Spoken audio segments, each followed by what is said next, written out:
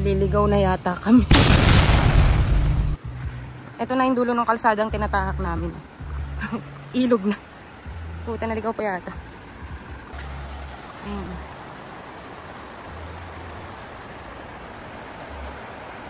Nabot na kami ng gabi, oh. Hindi na namin masyado makita yung mga karatula. Welcome sa panibagong camping serye mga mas. Sa videong ito ay matutunghayan nyo ang bago naming tuklas na campsite na may napakagandang view at may mga swimming pools pa. So tara, tuklasin natin ang ganda ng Milagros Resort and Campsite dito sa Tanay, Rizal.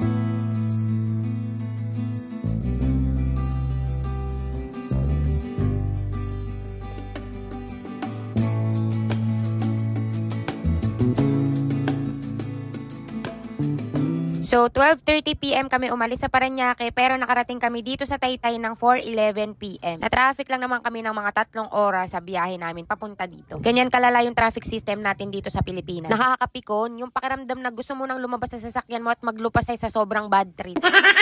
Ito rin sa stoplight na to, inabot kami ng 1 oras. Pag dito ka talaga na napadaan pwede ka pang magkape. Pwede ka pang umidlip. Grabe. Talaga yan. May mani kami dito, tanggal init.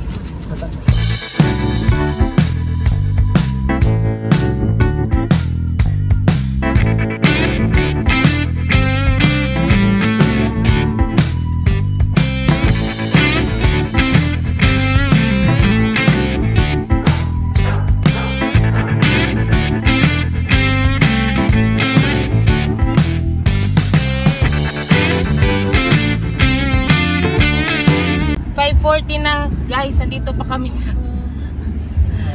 nasa biyahe pa kami, wala pa kami sa campsite. So yung Daddy Raymond 5 hours na siyang nagdadrive. Grabe, para kami pumunta ng Zambales, Parañaque to Tanay, 5 hours. Alam ko pagod na si Daddy. Subuan natin.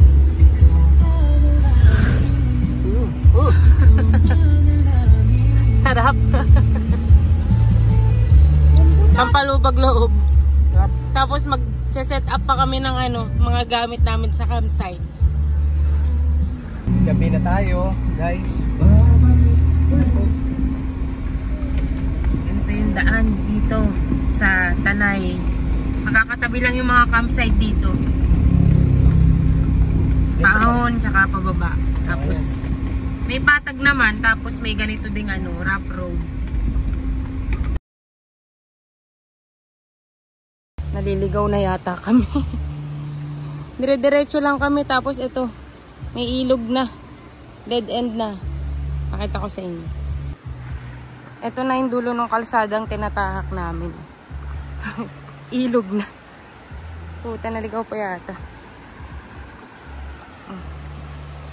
Ilog na yan.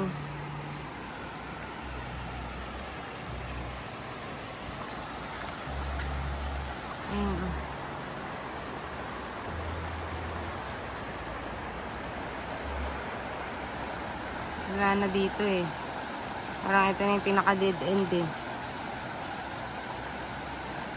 Ayan nga. Naligaw kami, lumagpas pala kami dun sa Milagros Resort and Campsite. Napunta kami sa pinakadulo. Tapos nagtanong-tanong na lang kami dun sa mga local dito. Lumagpas nga kami. Grabe. Ang dilim na kasi. Nabot na kami ng gabi Hindi na namin masyado makita yung mga karatula. So ito, babalik na ulit kami dun sa tinuturo nila kung saan yung Milagros. Bihay. Ha? Ito na? Ayun, ito pala. Resort and Campsite. Ayun na. Ayan na, nandito na kami. Alayo natin inabot. Inabot kami doon sa dulo.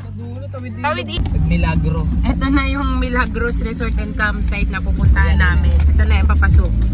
Sa wakas, nakita din namin. Medyo madilim na kasi. Ayun, sa pagtanong-tanong namin sa mga lokal, ito na nga yung tinuro nila. Saan tayo? Ay, sa wakas.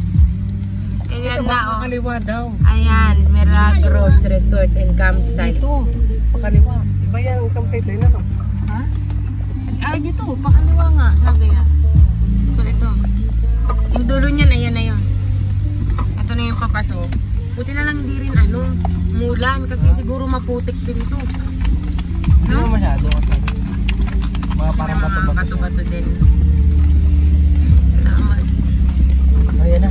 After 6:32, hindi 6 hours na tayo. First time. Grabe, Paranaque to Tanay. 6 hours take pa natin pumunta ng Zambales. OMG. Wow. Ito na, dito na kami. Ganun, hindi na tubig. Parang pwede mag-fish. Ayan, may mga campers na. Kaliwa daw ang pasok. Kaliwa. Finally, nandito na kami. Saan tayo? Pesto. Maghanap tayo. Sana yung malapit sa swimming pool para... So, ang dami na. Ang dami ng campers. Sana may maganda pa tayo mapwestuhan. Ang dami na. Ang daming campers.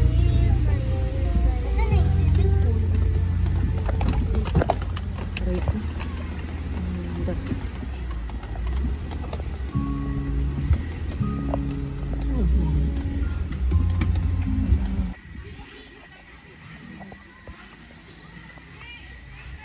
So dito na kami magpupwesto. Ito na yung spot namin.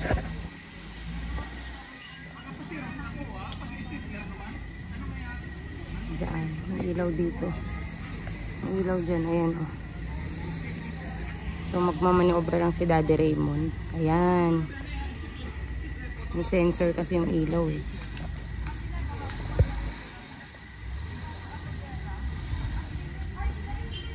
So dito na ang aming spot.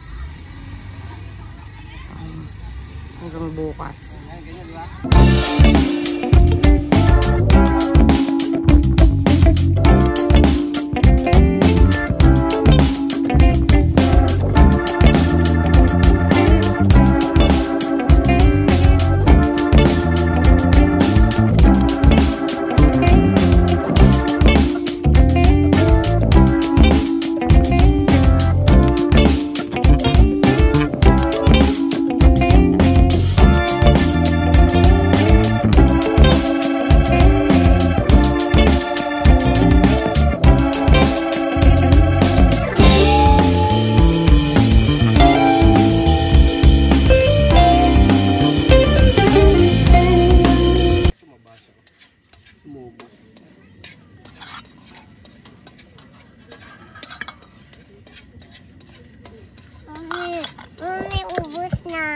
Wala na. Bukas ulit.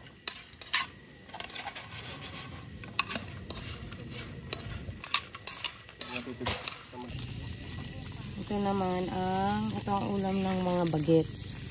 Itlog at saka Itlog, tsaka chicken poppers. chicken poppers. Ayan, chicken poppers ang ulam ng mga bagets. Kami naman, ni Daddy Raymond, nagluluto siya ng beef na nabili namin sa Dali. Beef yan. Di ba halata? Yan, yan Ito ang may sandok na kahoy. aming dinner for tonight. Sandok na kahoy. Yan, luto na yung aming beef ni Daddy Raymond. Bit lang yan. Pwede na rin yung pampulutan. Hapok. Pag nag-inom tayo ng beer. Hapok lang. Half cook lang, medium rare. Salin mo na. Tignan natin sa alin. Yan na sa dam. Ang bango.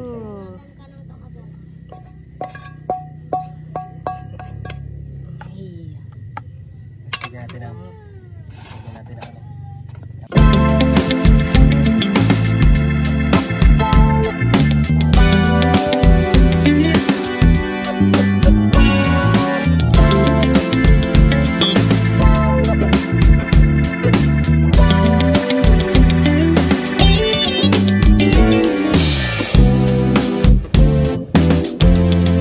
Ito lang naman yung simple setup namin dito sa campsite. Ayun yung minivan, si Jordy. Ayun yung awning, doon kami kumakain. Tapos ito yung tent namin. Ito yung cooking station namin. Ito, diyan kami nagluluto. Diyan kami nagluto. Ito yung mga plato, kutsara. Tapos, ito yung aming cooler. Tapos, ayun na. Yung aming tent setup. Sa loob. Ayan lang. Tapos, may batang makulit sa loob. Si Ate Blair. Tapos, yung higaan namin. Ayan lang.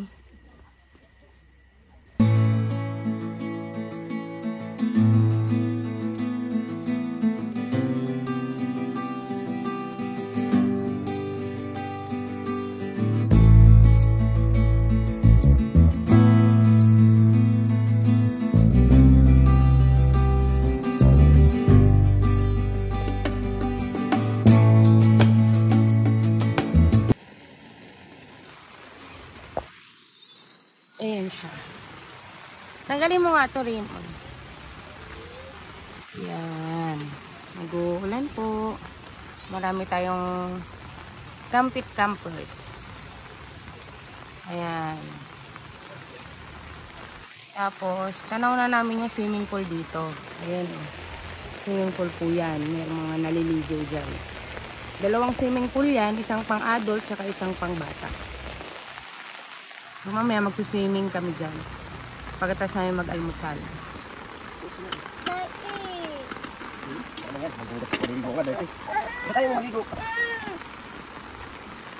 ASMR sana to mga Marika. So negative talaga pag may kasama kang toddler. Itour ko muna kayo ng konti dito sa Milagros Resort and Campsite. So ayan na nga yung camp namin. Tapos dito lang banda sa harapan yung mga swimming pools. Dito lang sa tabi ng poolside yung mga CRs and shower rooms. Dito naman pwede kayong tumambay or kung gusto nyo mag-boodle fight, pwede po dito. May mga for rent din na transient house.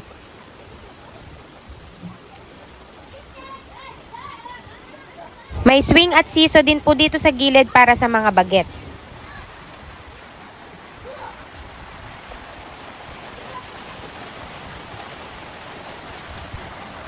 Dito naman nakapwesto yung grilling station, may mga lababo at meron din dyang kalan.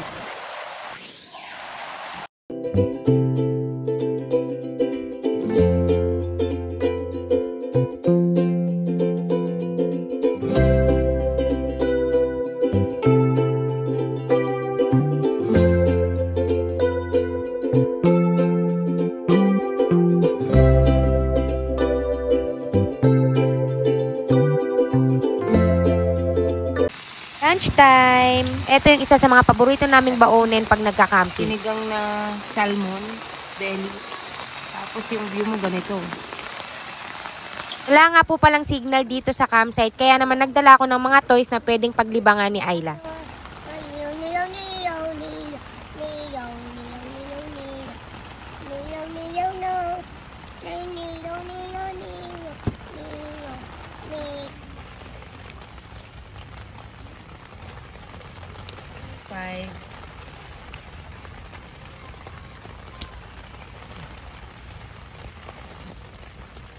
Very 7. Yan. 2. Very good.